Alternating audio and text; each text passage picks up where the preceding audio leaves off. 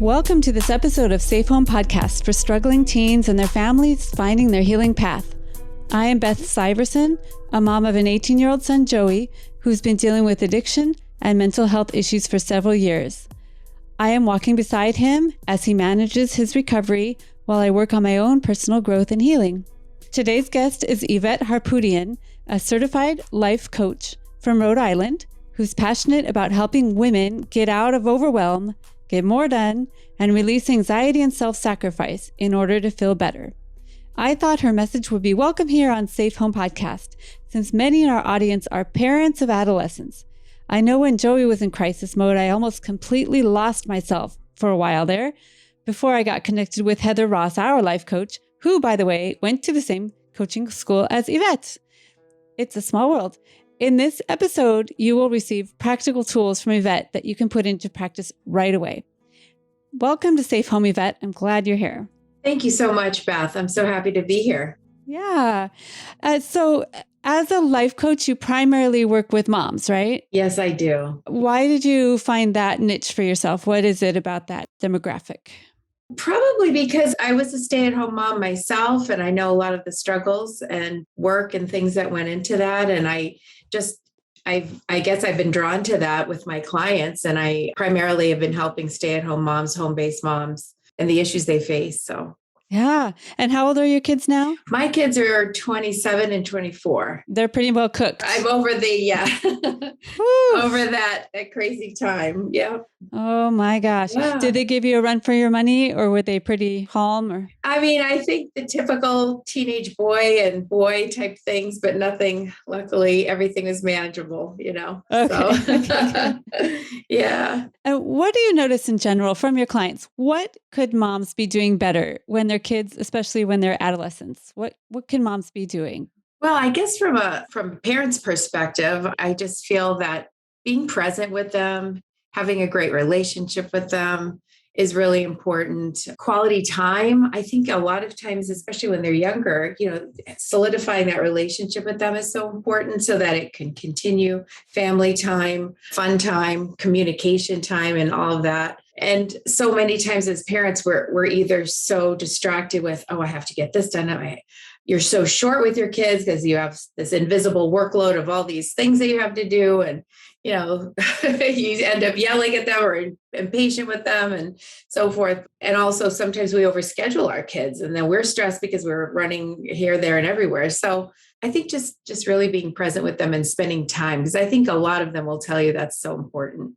Yeah, I can identify with a lot of that. We were running Joey from baseball to drum lessons to this and that and this and that. I'm thinking back before Joey was in crisis mode, just when he was a regular old teenager, that it sometimes felt he didn't want to hang out with us. Yeah. He was kind of separating. And so how do you balance, spending that quality time, enriching your relationship when you can tell that he's pushing away? Yes. What is a mom to do? Yeah, I think communication again, I think, setting boundaries, setting maybe, just open communication, knowing where they are, coming up with a time where they're going to be back. So there's just trust built on both sides. I don't coach a lot on advice on parenting, but I'm not a parenting coach, but I think just from being a parent, I think that's that communication, that trust, that bond, keeping that relationship open, that communication open is really important. Yeah.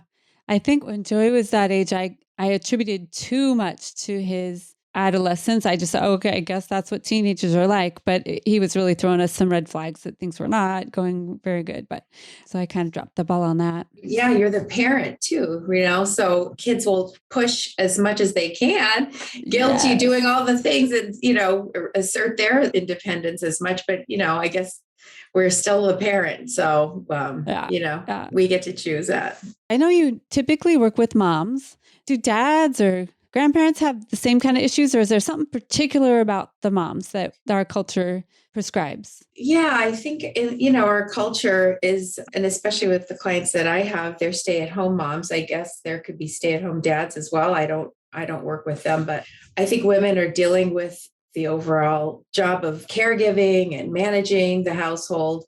The little catchphrase today is the invisible workload that women are carrying. Like, we do all the things, getting the birthday gifts, driving around to the appointments, doing, getting the laundry done, just all the things that, typically will fall under that category. Obviously, every family dynamic situation is different, and how they associate and, agree upon who's doing what is different. But I guess, especially if you're not working out of the home mom or you're stay-at-home mom, a lot of that becomes your responsibility. Yeah. Yeah.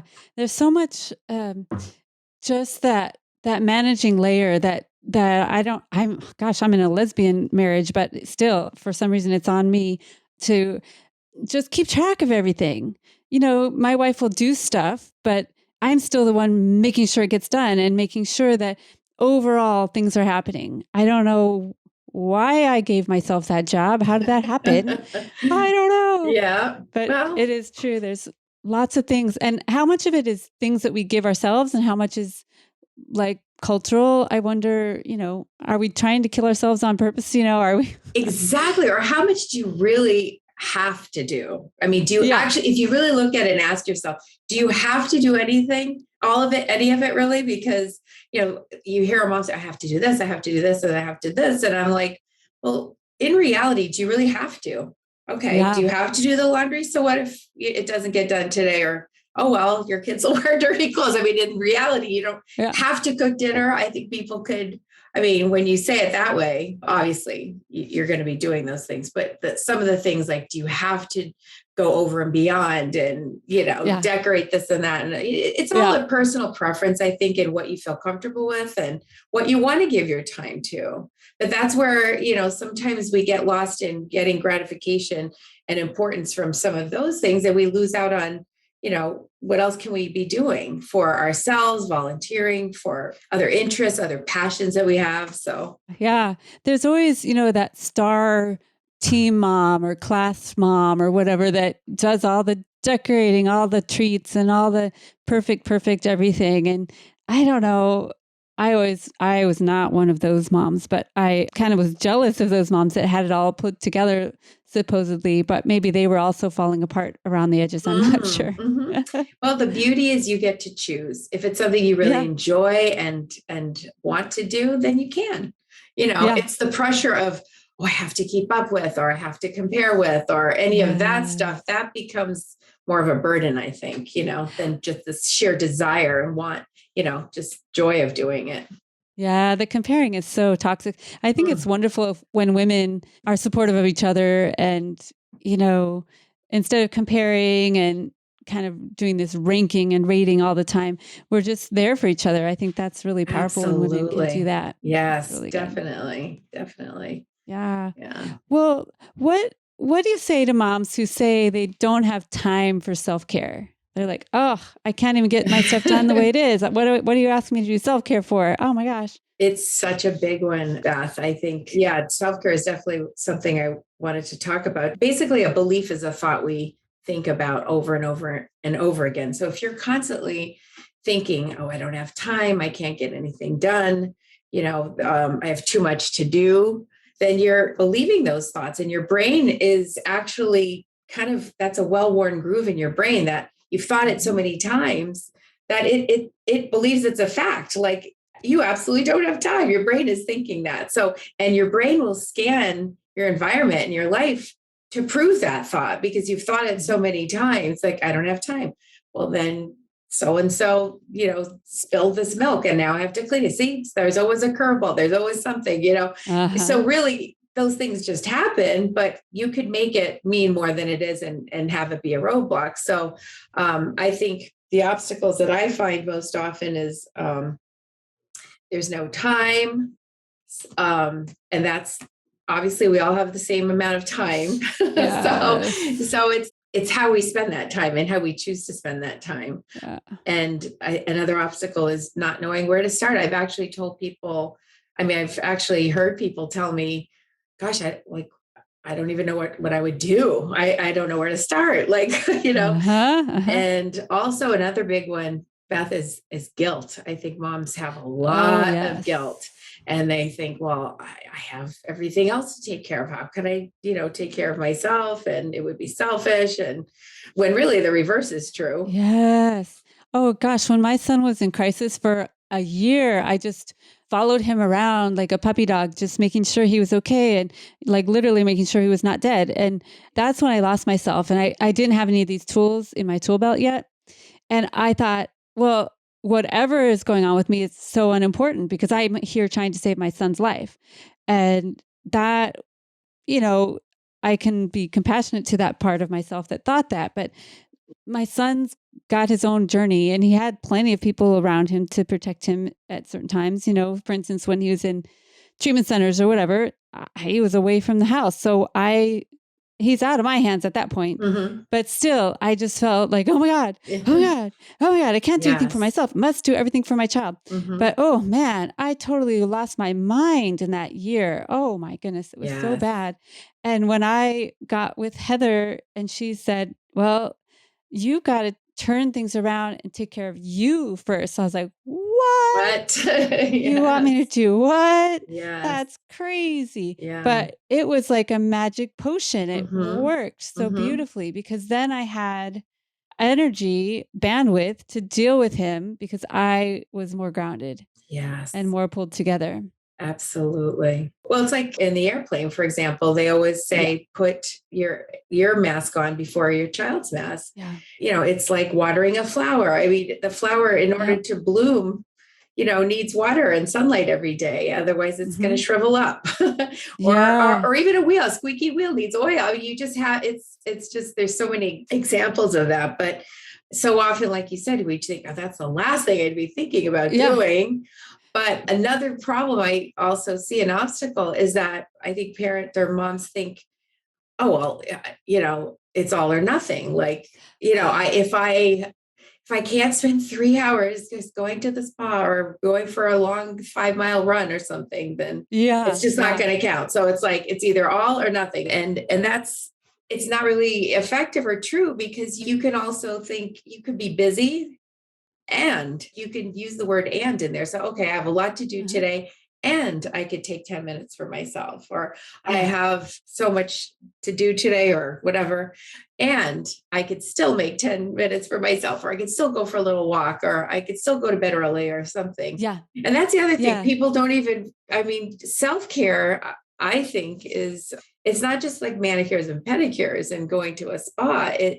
I think it encompasses so many areas. It includes your physical and, well-being, so movement. It includes your mental and emotional state, your social and relationship areas, your relationships with people, even your environment. I think if it's cluttered and messy and you're choking, then you kind of feel that stress and clutter in your own life and mentally. So relationships could cause a lot of stress. So sometimes you need boundaries. Sometimes you need to eliminate friends or limit your time with certain people. I think having a spiritual practice, whether it's religious or meditative or both, going to church or meditating or whatever, however that element is important, or doing devotionals, and then finally just having fun and pleasure, like doing things you fun. What? I know. Friends don't have fun. I know. What is that? I know. But when they do, that's the amazing thing. When they do, it's almost like, oh my gosh, they just they feel so different. Like, oh my goodness, I feel fulfilled. I feel rejuvenated. Yeah. Like the benefits are enormous, as you've mentioned, so. Yeah. My fun is my taiko drumming. I've talked about that on the pod before. Oh, I love that. Oh that my is gosh. So cool. We just had a concert and it was like one of the mountaintop experiences of my life, this concert, which was 3 years in the making because of COVID. But that has been my saving grace. And I started that after Joey was in crisis because it's Japanese drumming. For those that don't know, it's the big giant drums where your arms are flailing and it's very athletic. Physical, yeah. Yeah. But I wanted to connect with Joey's heritage. She's Japanese. And so that was the reason I picked that. Plus I love drumming. Yes. But it has been so fun and therapeutic and just something for me. Yes. It's one of the few things that I do. It's only me and it's a 45-minute drive one way and it is so worth it. I just went there last night and it is just my little treat. I absolutely love that. That's great. It's been so great. And if you would have told me your kid is going to be struggling with drugs and you're going to go once a week 45 minutes away to this class. I'd be like, you've got to be kidding. I don't have time for that. But that has been the best thing I've ever done. One of the best things I've ever done. And you know what? When mama's happy, Yes, everybody's happy. exactly. And it's helped so much, not only just me, but it's helped our whole situation because I'm able to get some of my angst out through the drumming, and I come back refreshed and renewed and ready to deal with whatever is the next crisis of the day. You have more energy for everyone and everything, right? Yeah, definitely. It's a little counterintuitive. How do you convince moms? I mean, if a mom's like in the middle of it, either, with a teenager struggling or with a toddler or whatever's, there's always something going on with our kids. How do you convince them to do this stuff for themselves? I mean, it sounds great, but actually to do it, how do you get them to that point? That's a really good question, Beth. What happens with our brains, again, we have that belief system that we don't have time and we'd feel guilty or it would be selfish. So, our brains keep us in that place. Our primitive brains like to keep us where we are, safe, comfortable in that cave, so to speak, and not trying anything different, not going out of that, not doing anything scary or like anything you'd feel guilty or any other emotion about. So you kind of have to take your prefrontal cortex, the adult brain, and kind of override that. Actually, I think one way, I'll give you a few, but one way would just be just taking a small step. You don't have to go from 0 to 100. Let's say, okay, I want to read 10 pages of a book today, or I want to go for a 10-minute walk. That's a small thing, and then that 10-minute walk by yourself, if you can get, whoever to watch the kids, just being outside in nature, just taking a deep breath, just noticing the flowers and trees and birds and getting that vitamin D from the sun and just getting some oxygen and some movement will make that just 10 minutes. Yeah. And so you start thinking, wow, you start telling yourself, let's see, I just spent 10 minutes on myself when I didn't think I had any time today. And I feel really great. Like, you feel so good. So and then, when I coach my clients, I encourage them, we set up goals for the week and, little things you might want to start. A tip would be just rather than say, okay, that felt so good, I'm going to walk 7 days this week. And it's like, you're kind of setting yourself up for failure. It's like, start slow. Your brain is, you're going to start fast and burn yourself out. So just say, okay, this week, I'm going to try to go twice a week, or next week, you'll go 4 times a week or something. So just do it like slowly increasing. So your brain is slowly getting used to it. It becomes like a habit, And having a life coach like you, having that accountability would be really great. Like you help set a plan up and a goal. And then the next week you come back and go, how did that go? Why didn't you do it? Yeah. Right. And then if they didn't do it, okay, what were the obstacles? Let's figure out exactly what was holding you back or whatever. Yeah. But those 10 minutes walking or whatever the person feels like would help them, it like gives you way more than 10 minutes worth of stuff back. 100%. Like it's so much, because you'll feel better. You'll have more energy, you'll make up for it in other ways. But I love that idea of starting small and just doing a little bit at a time. Don't make a giant shift, especially if your kid's in crisis as well. Just do a tiny shift. And one thing I always am very careful about too is never to get hangry. My food is so important to me. I always carry food with me. Yes. Back in the day when I never knew what was going to happen with Joey, any day I might have to go pick him up from school. I might have to take him to the ER. I might have to be checking him into a hospital. Yes. Who knows? And so I always had food with me because if I get hangry, it is no good for anybody. It's like terrible. Exactly. That's so, and knowing that awareness of knowing that you do get that way, you can plan for it. So you can keep some, trail mix in your car or something, or plan your meals in advance, or, be prepared. So you're not just, panicking on what am I going to eat tonight? Or I don't have any food in the house or something. Yeah. It just takes a few minutes, but then I am able to function.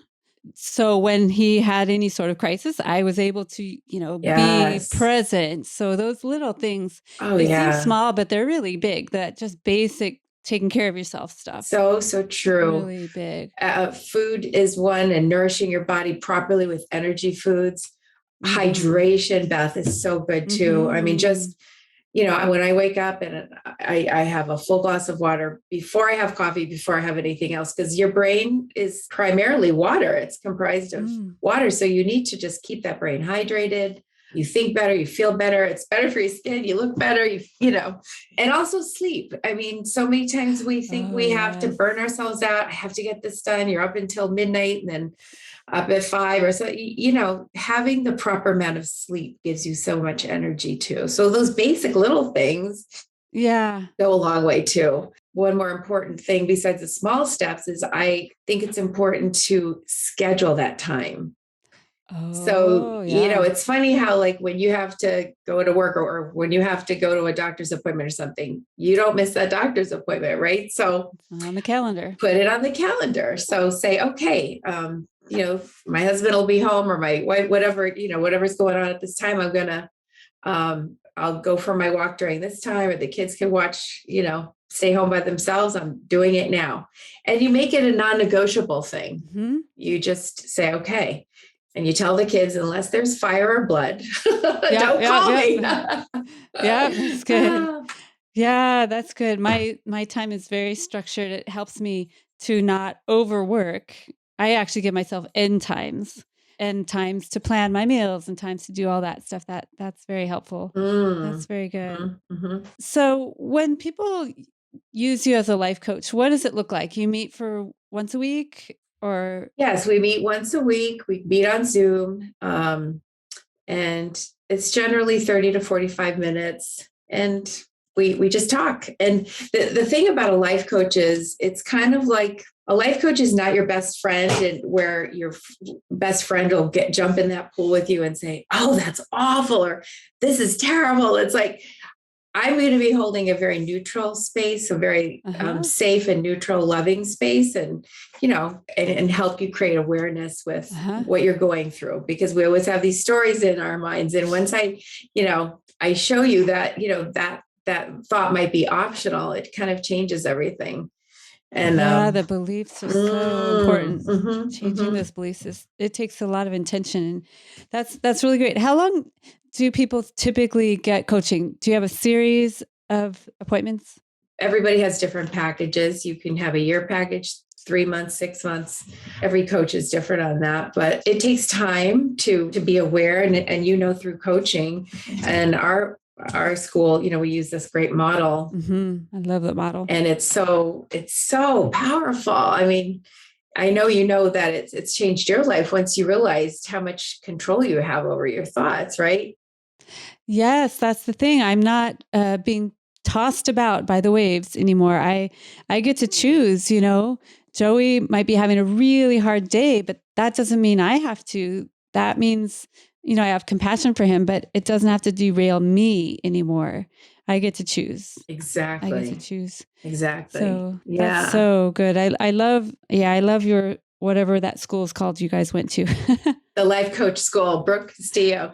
It's really the best. It's really the best school out there. And she's a solid, great mentor. Yeah. Solid. I need to introduce you to Heather. Yes, I would love to. So when moms come to you, what are some of the goals that they come to you with? And is that goals that they end up with, or do you end up changing goals after they figure out what's the real problem? Yes. Well, the goal could be anything from trying to make more time for yourself, or getting projects done, or, dealing with difficult relationships, because, that's a whole nother thing. Yeah. Or just whatever they're going through right now. So many times you probably know, and, struggling parents also, they spend so much time worrying or thinking and spinning and being overwhelmed. And these are the things that whatever it is, whatever's going on in their life, we will just sit there and break them down, and I'll create awareness for them, and we'll look at different options. And like, I was even thinking of some, struggling parents, your listeners can just get relief from this model. Well, I think so often we lose ourselves and we lose our control and lose everything because we have these thoughts. And the model that we use is that the circumstance is actually neutral. So if your child is whatever substance they're abusing, they're taking this drug or they are smoking this, whatever, that is actually just a fact. It's a neutral fact. And it's when it gets sticky and heavy is when we start, having these thoughts about them. And you can add into this, but, I'm thinking thoughts like, this is awful. This shouldn't be happening. Even things like, I may lose him or her, what if they don't survive? There's all layers of, I've had friends who have shared those thoughts with me and, how can I fix this? So you have all these really heavy thoughts going on, like putting this burden on you when whatever the child is doing is from their thoughts, their feelings, their trauma, and they're taking the action. So it's really a totally separate model. And your model is now having this neutral circumstance, and then you're creating thoughts about them. And those thoughts, like I just mentioned, do those resonate? Oh yeah. Yeah. Oh my gosh. I was constantly terrified he would die. Yeah. And there was a good reason for that, because he tried to kill himself. He was using really, really dangerous drugs, some in combination with others. And so it was not like out of the realm of possibility. Sure. But as my life coach would tell me, she goes, well, what if this could be the best thing that could have happened to him? Why spend your whole life in that negative space of, because if you're constantly worried about him being dead, he's practically already dead in your mind then. So you're losing him now. Exactly. He's not dead right now. So go develop a positive relationship with him now. And whatever you can do in your head. That happened to me just a couple of, was it just yesterday? Joey was having a really rough time and my mind was starting to go. I'm like, oh my God, he's going to relapse. He's going to blah, blah, blah. He's going to be homeless. I just went all the way. I was catastrophizing crazy. Exactly. And I thought, well, why am I going that direction? Why didn't I think, wow, he's struggling, but maybe this struggle is what's going to tip him the other way, the good way. I need to get out of this situation. I need to change, who knows? We're not mind readers or future prognosticators. So why don't I just think the good way instead of the bad way? And then I don't live in terror all the time. Exactly. And that's that model I wanted to show you. Like when you have that thought, I may lose him, you start feeling these emotions like guilt and blame and fear and hopelessness and overwhelm and, just frustration or whatever. And so what you do from that feeling is that you try to fix it, or you spin and panic, or you just keep, like you said, rolling all the catastrophizing. That's an action, trying to control the situation when, that the result of that is actually you are losing yourself. Yeah. So you're worried about losing him, but you're actually losing yourself in the meantime, and you're not, nothing is fixed, nothing is better. And you're spending your time spinning, you're worn out, you're drained. Yeah. And that's the situation, all because of, remember, your thoughts are controlling all of that. So when you realize you have an option, it's like, that's like the best news ever, because I'm not saying it's easy. So just to give you another example, I think that helping, just accepting reality is a good starting point, and just realizing, okay, this happened, accept the fact that it happened. And then start like thinking about that and giving yourself some compassion and say, well, of course I'm going to be worried. Like, of course I'm feeling this way. The acceptance of the situation, which is again, neutral, just, it takes the pressure off. So you're not fighting that reality, you're accepting it. And once you accept it, you're like, okay, this happened. So I can just breathe and just refocus and just, then you can decide how you want to go from there. So to give an example of that, let's just say the same thing happened, whatever substance was abused. You can just, again, bring it to neutral and say, okay, I'm not trying to say, this is great. Let's celebrate and go to rainbows and daisies. We're just saying, okay, let's bring it to neutral and say, this happened, this is happening, or this happened. and it's neutral. So then you can ask yourself, how do I want to feel about this? And so you can, once you think that thought, okay, this happened, it's neutral, then you can kind of you get a little bit of relief then all those other feelings of panic and guilt and hopelessness and fear and all of that. At least it's neutral. So from that point, you could even be open to the possibility that maybe it's going to be okay. Like you said, maybe it won't go to that extreme. And maybe there's a possibility that there'll be something good out of this, or it won't be that bad. And from there, you could at least have maybe some feelings of hope, or maybe motivation, some relief. So it feels so much better than all that angst. Oh yeah. There's so much spinning that can happen.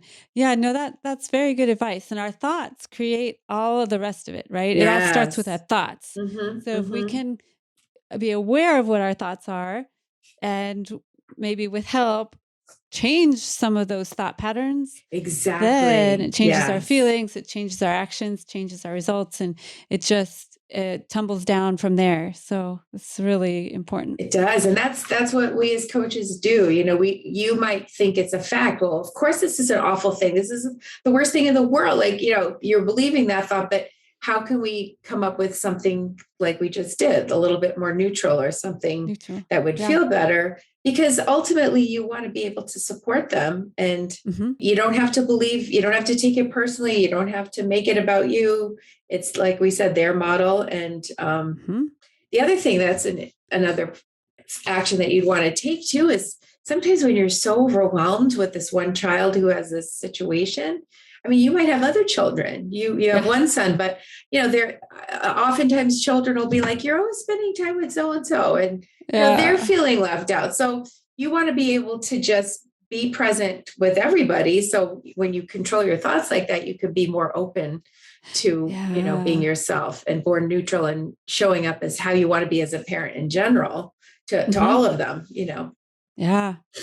No, that's all really, really good. I can attest to the fact that the model that Yvette is talking about works. It's really, really good stuff.